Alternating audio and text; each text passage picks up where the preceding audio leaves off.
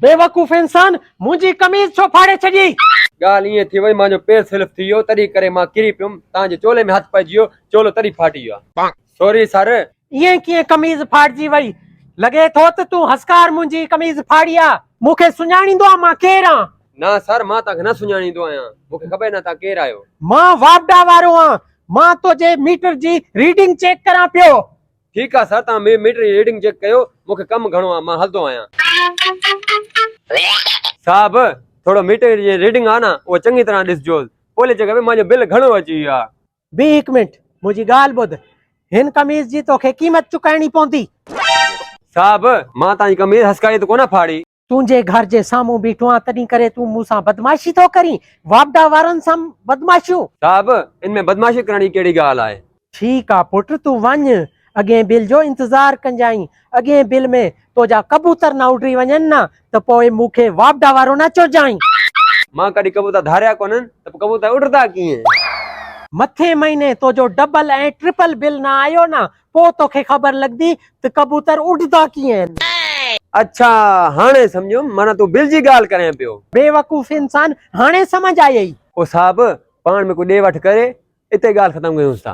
हाणे है ना पुट लाइन ते हाणे ये कर हिन कमीज जो पहला जुर्मानो अदा कर। साहब हिन कमीज जो घणो जुर्मानो आहे। 5000 रुपया।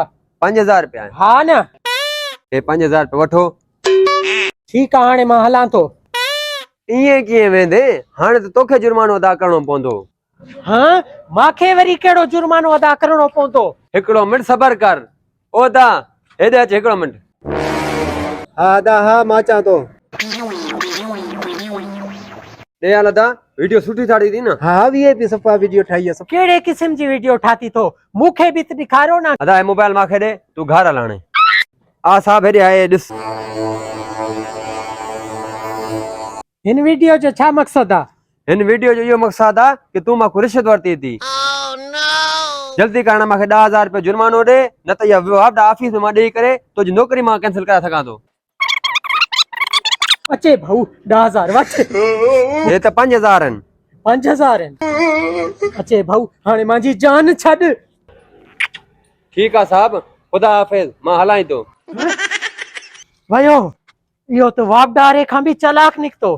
ठीक आ पुट का गाल न है वापडा रे सां चालाकी इनखे वडी महंगी पवंदी। हिक ॾींहं खां पोइ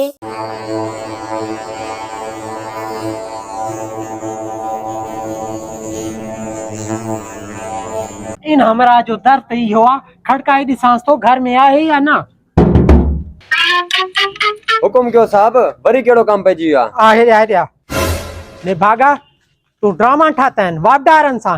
हे ॾिस हे तार काॾे वेंदी पई आ हेॾे तक हे छा आहे। साहब मां हे न आहियां मां चोरी कंदो ही न आहियां बिजली मां त पाण मीटर लॻल आ। मीटर लॻल आ तुम्हारे मीटर में हे तार छाजी लगी बीठी आ। इहा त मूंखे कोई ख़बर ही न आहे। तू बिजली चोरी हलाए थो ना मां तोते FIR दर्ज करायां थो। ना कयो साहब ये FIR को मां डरतो आहियां जेको आहे हिते ॻाल्हि रफ़ा दफ़ा कयो जेको खर्चो पाणी आहे ॿुधायो मां तव्हांखे ॾेई करे जान छॾायां थो। पोइ ईअं कर जुर्मानो अदा कर 20000 रुपयो। हाँ 20000 रुपयो जुर्मानो इएं न कयो साहब मां गरीब आहियां एतिरो न कोई रहम कयो जेको आहे उहो तव्हांखे ॾियां थो मां। ठीक आ पुट तू जुर्मानो अदा ना कर 20000 मां FIR दर्ज करायां थो। पियो पियो पियो हिकिड़ो मिंट मां ॾियां थो। नमूनेबाज़ी वापडारनि सां नमूनेबाज़ी। हे वठो साहब ॾिनोम न तव्हांखे बस ठीक आहे हुकुम आहे। निकिर हाणे।